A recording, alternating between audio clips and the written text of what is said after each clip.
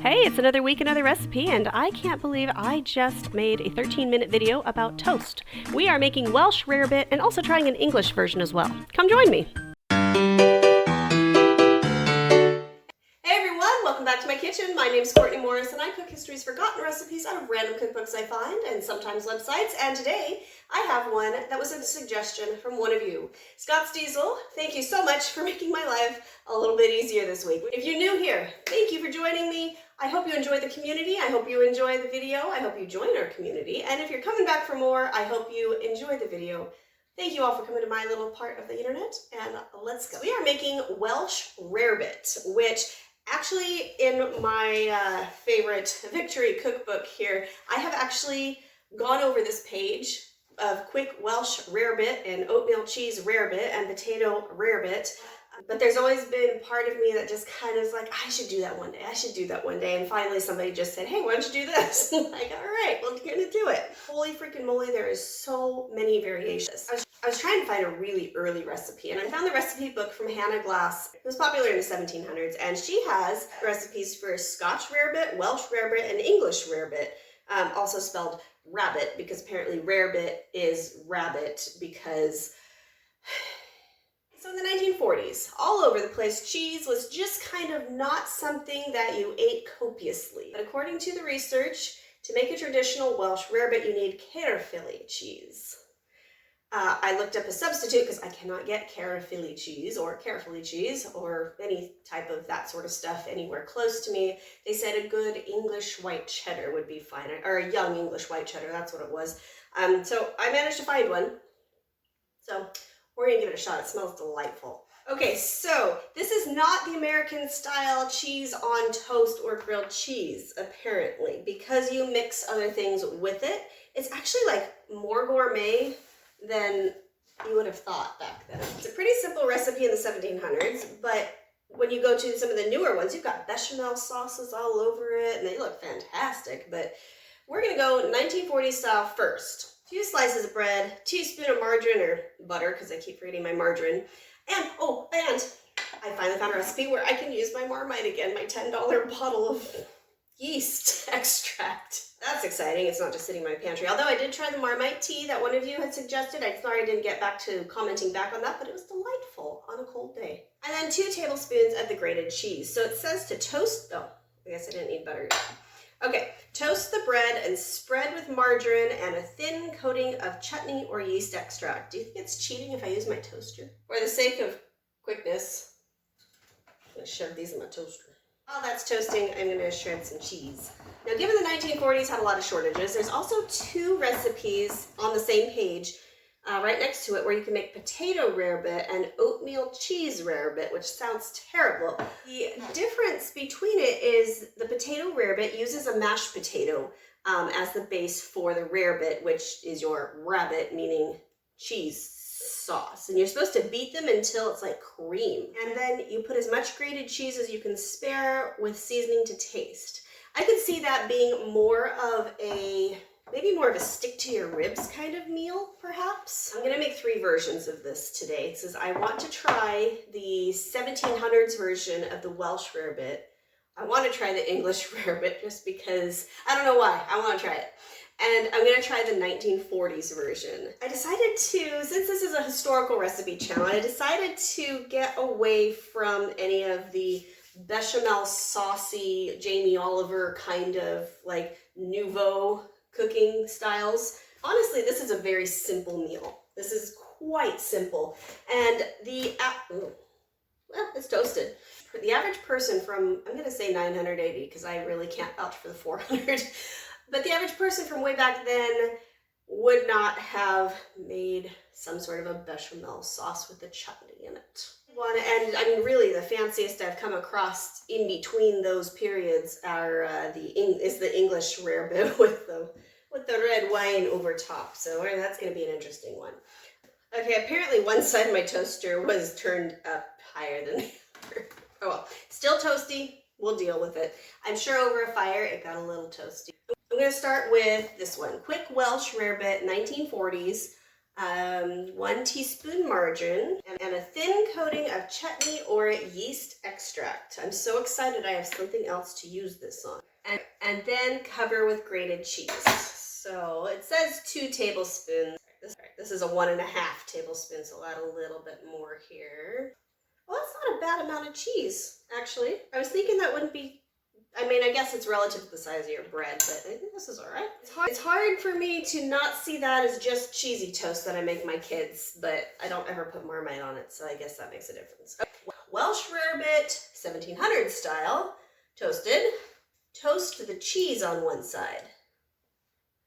Dang it, I'm going to need to get my burner. Hold on. Okay, I guess it didn't really register in my head what toasting the cheese separately was, but it seems like it's going to be kind of like if you've ever seen, I think it's called raclette in Switzerland, where they have cheese that you broil and you scrape off and you put onto your bread. I think it's kind of that same thing. So, and if I am doing this wrong, I am very sorry. Please let me know in the comments if this is not how they used to do it. I'm assuming that they would not go completely crazy with the amount of cheese, so I'm just going to do, you know, the amount that would kind of fit. I'm going to stick that in there. I am going to stick the ones that need to go in the oven on a tray. This one doesn't say anything about an oven. It just says melt and toast your cheese here and then stick it on. So while I'm waiting for that, I'm going to make our English rarebit. Toast a slice of brown bread on both sides, lay it in a plate before the fire, pour a glass of red wine over it and let it soak it up. I don't know why I need to put it before the fire, but this is my fire, so I'm going to put a plate in front of it. Or smart me, a bowl because I'm pouring red wine on it. All right, so before any of you get on me about this, I do not drink alcohol. I do not drink wine. I cook with it, but the heat evaporates the alcohol out of it by the time you're done with it, and you're left with a fantastic flavor. It says a glass of red wine. I'm going to use one of these because it's closest.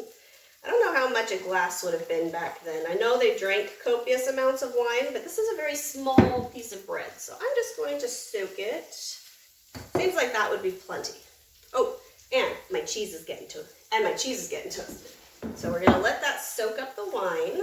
I don't know how exactly toasted this means.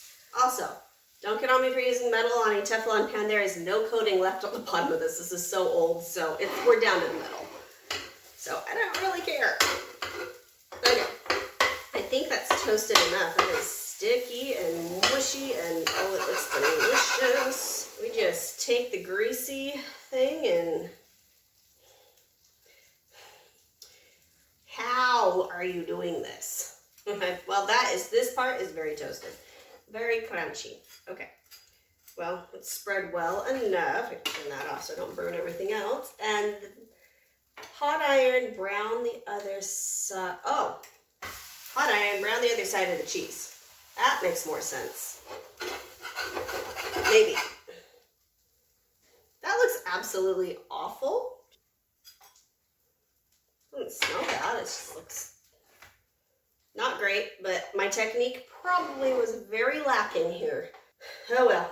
Anyways, it says lay it over with mustard. I don't know what kind of mustard they would have used. I'm going to go for just a bit of mustard powder, because I know they wouldn't have had yellow American mustard, and Dijon is French, so I don't know. Okay, so this is now soggy bread. Then cut some cheese very thin and lay it very thick over the bread. Well, you know what? I am going to just use the rest of my shreds, because, that's really soggy. Okay, I don't have a fire. I have a broiler in my oven, and I'm going to go stick these in here until they are nice and browned and hopefully worth a thumbnail.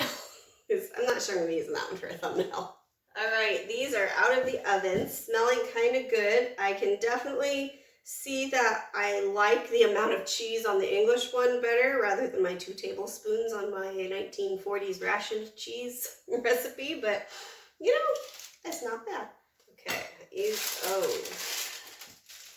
soggy. I don't mean to offend any Brits out there, but really? Okay, I'll just start from the bottom up. 1700's Welsh one. I definitely toasted that too much. Like, this piece of cheese is very crumbly. I overcooked that. Oh well. This side though, not bad. Let's see.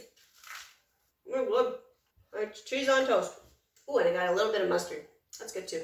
What do I do next? Okay, I'm gonna get the soggy bread out of the way here. So, 1700's English rare. Oh man, it smells like bread soaked with wine. Oh no, we're not doing that. That's maybe I mean it did say soak it, but I mean look at that. Like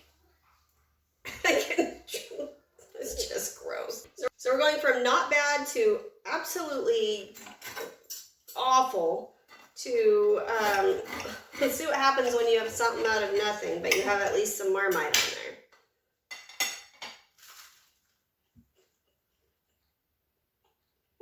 Oh, that's by far my favorite. Oh, that's good. That's really good. I thought I put too much marmite on there, but I didn't.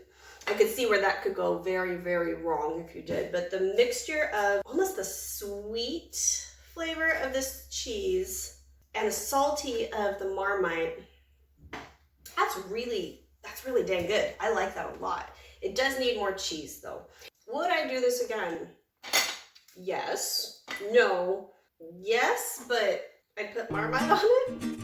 All right, if you're still here, thank you so much. I really appreciate you coming to my little corner of the internet to try some historical recipe experiments. If you haven't already, hit the subscribe button and the little bell notification. It will let you know I upload every Monday with a new historical recipe to try out and see if it's any good and see if I can really make something out of nothing. And I am loving that the community is growing. We are almost to 500 subscribers on this channel, which opens up, I believe, a community tab, which I would be able to post some things for you guys to be able to read, and I don't know about download, but at least read and be able to do some polling, which not only helps me, but I think it helps you because I like doing polls. They're kind of fun. If you enjoyed the video, go ahead and give it a thumbs up like. I think it helps the algorithm and show the channel to more people so we can grow the community even bigger, which is awesome to be able to talk to more and more people and find out more and more of their stories. I absolutely love it. And it also lets me know that I am making content that you are enjoying.